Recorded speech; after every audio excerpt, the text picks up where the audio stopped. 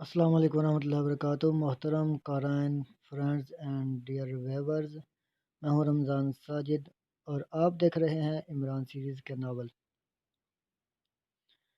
آپ لوگوں کو پتہ ہے کہ عمران سیریز کے ناول بہت انٹرسٹڈ ہیں، جو کہ جاسوسی اور سسپنس سے بھرے ہوئے ہیں۔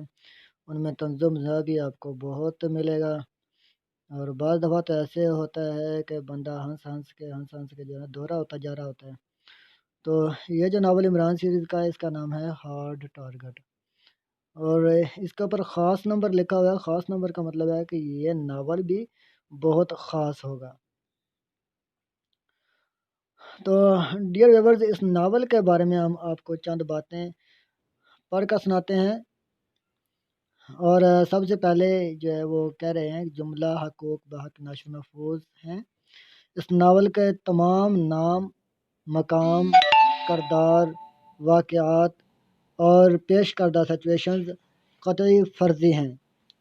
کسی قسم کی جزوی یا کلی مطابقت محض اتفاقیہ ہوگی، جس کے لیے پبلشرز، مصنف، پرنٹر قطعی ذمہ دار نہیں ہوں گے۔ ٹھیک ہے، تو چند باتیں آپ سنیں اور اس کے بعد ہم تھوڑا سا ناول پیش کریں گے آپ کو۔ باقی ناول جو ہے آپ ڈاؤن لوڈ کر کے پڑھیں گے، ہم بھی یہ آپ کو ڈاؤن لوڈ کر کے آپ کی خدمت میں پیش کر رہے ہیں، اور اس کی صرف چند باتیں آپ کو بتا رہے ہیں تاکہ آپ، اگر آپ کو یہ ناول انٹرسٹڈ لگے تو آپ اس کو نیکسٹ ٹائم پڑھ بھی سکو، انٹرنیٹ پہ ڈاؤن لوڈ کر کے پڑھ سکو۔ اگر آپ انٹرنیٹ پہ ڈاؤن لوڈ نہیں کر سکتے تو ہم سے واٹس ایپ پہ منگوا سکتے ہو، تو نمبر آپ کو بعد میں دیتا ہوں، پہلے آپ چند باتیں دیکھ لیں۔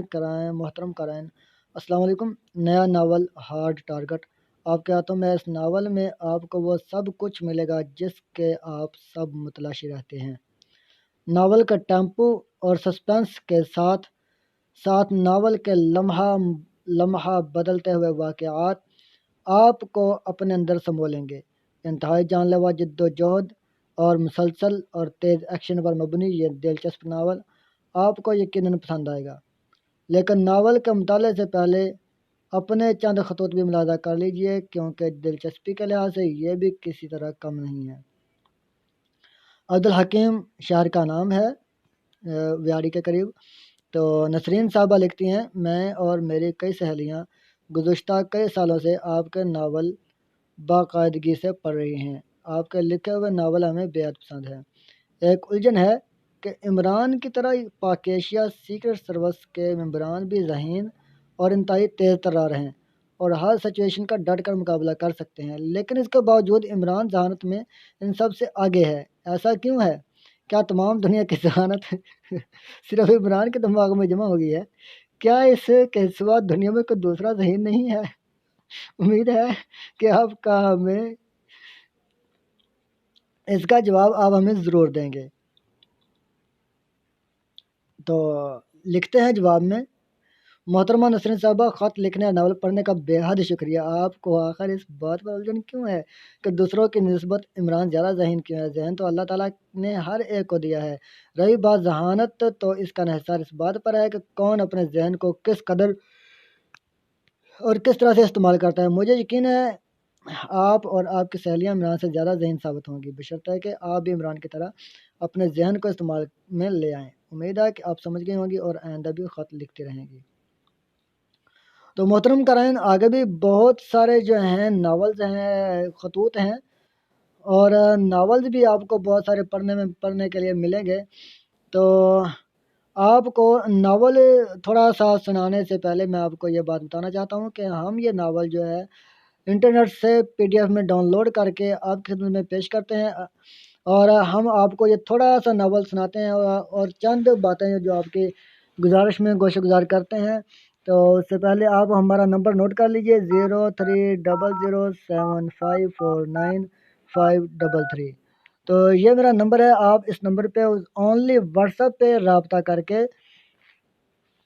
یہ ناول ہم سے PDF میں حاصل کر سکتے ہیں۔ یہ آپ کے واٹس ایپ پیکج پر ہی آپ ڈاؤن لوڈ ہو جائے گا اور آپ اس کو پڑھ سکیں گے، اور اس کی قیمت جو ہے وہ صرف اور صرف 10 روپے ہوگی۔ یہ ہماری جو ہے صرف محنت ہے کہ ہم جو ہے اس کو انٹرنیٹ سے ڈاؤن لوڈ کرتے ہیں، پیکج لگاتے ہیں، اپنی مصروفیت سے ٹائم نکال کر اس کو تھوڑا سا ٹائم دیتے ہیں، اور یہ اس لیے ہم صرف اس کا 10 روپے لیتے ہیں، اور وہ 10 روپے آپ کو ہمارے جو ہے جاد کیش اکاؤنٹ میں سینڈ کرنا ہوگے۔ اور اگر آپ اس کتاب کو خریدنا چاہتے ہیں تو اس کی قیمت 150 روپے ہے، آپ اس کو خرید کر بھی پڑھ سکتے ہیں۔ تو چلتے ہیں ناول کی طرف۔ یہ ایک حال نما کمرہ تھا جو شاندار اور خوبصورت ساز و سامان سے سجا ہوا تھا۔ کمرے کی ایک کھڑکی جولان کی طرف کھلتی تھی کہ پاس ایک ادھیڑ عمر آدمی جس کا سر درمیان سے گنجا تھا اور صرف عقبی طرف سفید بالوں کی جھالر تھی، آرام کرسی پر بیٹھا ہوا تھا۔ اس کا سر کرسی کی پشت پر تھا اور آنکھیں بند کیے گہری سوچ میں کھویا ہوا تھا۔ اچانک دروازہ پر دستخط ہوتی ہے تو وہ یک لخت چونک کر سیدھا ہو گیا۔ اس کے چہرے پر جھریاں تھیں اور آنکھوں پر موجود موٹے شیشوں اور بھاری فریم کی اعانت کی وجہ سے وہ اور بھی زیادہ برا نظر آ رہا تھا۔ یس، اس بوڑھے نے ہلکی سی کپکپاتی ہوئی آواز میں کہا، ساراگ ہوں لارڈ۔ دروازے کے باہر سے ایک نوجوان کی مؤدبانہ آواز سنائی دی، یس کم ان۔ تو اذانیں ہو رہی ہیں، ہم چلتے ہیں، اذان کے بعد آپ کی خدمت میں جو ہے باقی بات بیان کریں گے۔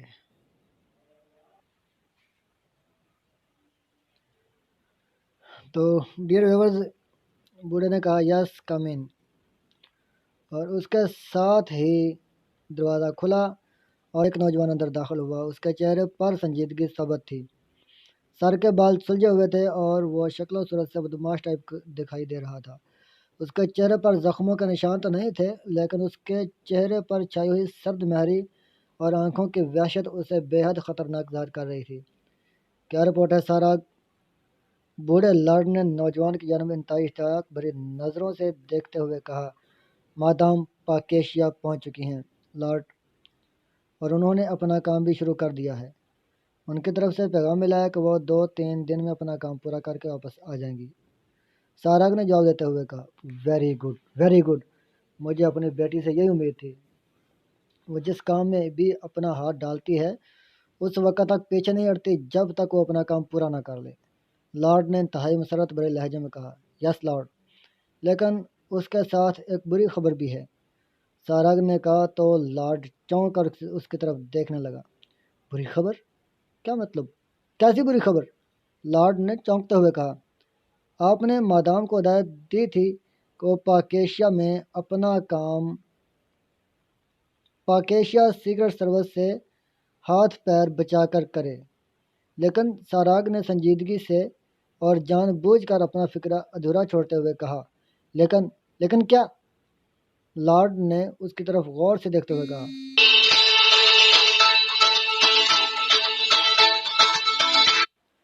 تو ڈیئر فرینڈز، ہم چلتے ہیں ایک کال میں، تو آپ باقی کی کہانی جو ہے وہ ناول پڑھ کر دیکھیے گا، آپ کو پتہ چل جائے گا۔ اگر آپ نہیں پڑھ سکتے تو آپ یا ہمارے نمبر پہ رابطہ کر کے تو آپ واٹس ایپ پہ لے سکتے ہو۔ تب تک کے لیے اللہ حافظ۔